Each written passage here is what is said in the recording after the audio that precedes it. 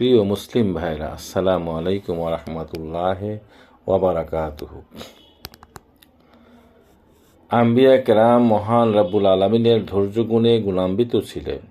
এজন্য তারা নিজ নিজ কয়েমের নির্যাতনের মোকাবিলায় ধৈর্য ধারণ করেছেন। এরশাদ হচ্ছে, ওয়া মা লানা আল্লা নাতাওয়াক্কালা আলাল্লাহি ওয়া কাদ হাদানা সুবুলানা ওয়ালা নাসবিরান্না আলা মা আজাইতুমুনা ওয়া আলাল্লাহি ফালইয়াতাওয়াক্কালিল মুতাওয়াক্কিলুন।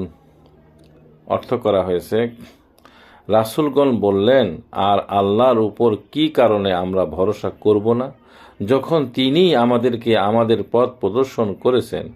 তোমরা আমাদের যে কষ্ট দিচ্ছ, আমরা তা ধৈর্যের সাথে অবশ্যই সহ্য করব। যারা ভরসা করতে চায় তারা যেন আল্লাহর উপর ভরসা করে। সূরা ইব্রাহিম আয়াত নম্বর 12।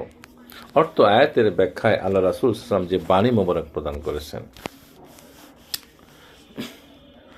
আল্লাহ রাসূল সাল্লাল্লাহু আলাইহি ওয়াসাল্লাম যখন হিজর এলাকা তথা মাদাইন সালেহ এলাকায় উপস্থিত হলেন, তখন তিনি দাঁড়িয়ে জনসম্মুখে ভাষণ দিলেন। তিনি বললেন, হে লোক সকল, তোমরা তোমাদের নবীর নিকট কোনো মুজিজা অন্বেষণ করো না, কেননা নবী হযরত সালেহ আলাইহিস সালামের কম তাদের নবী হযরত সালেহ আলাইহিস সালামের নিকট মুজিজা কামনা করেছিল। অতঃপর মহান আল্লাহ তাদের জন্য একটি উষ্টি মুজিজা হিসেবে প্রেরণ করেন।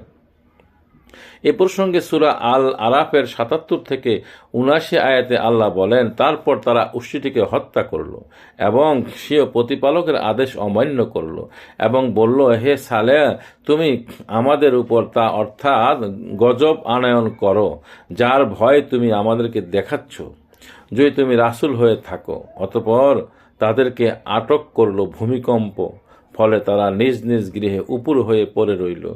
তারপর সালেহ তাদের কাছ থেকে ফিরে গেলেন এবং বললেন, হে আমার কওম, আমি তো তোমাদের নিকট আমার প্রতিপালকের বাণী পৌঁছিয়েছি এবং তোমাদেরকে হিতোপদেশ দিয়েছি, কিন্তু তোমরা তো হিতাকাঙ্ক্ষীদের ভালোবাসো না।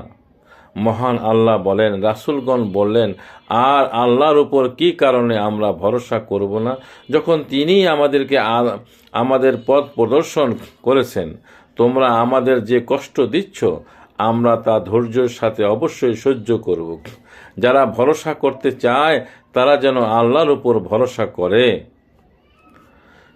আলহামদুলিল্লাহ, আমরা রাসূলের হাদিস এবং আল্লাহর বাণী শুনলাম, সে মতে আমাদের চলা উচিত। আসলে আমরা যদি আরবিটা বলি, আরবিতে জয়ের পেশ ভুলও হয়, আমরা তো অর্থটা বুঝতে পারলাম আল্লাহ কি বলতেছেন, সেই অনুযায়ী আমাদের কাজ করতে হবে।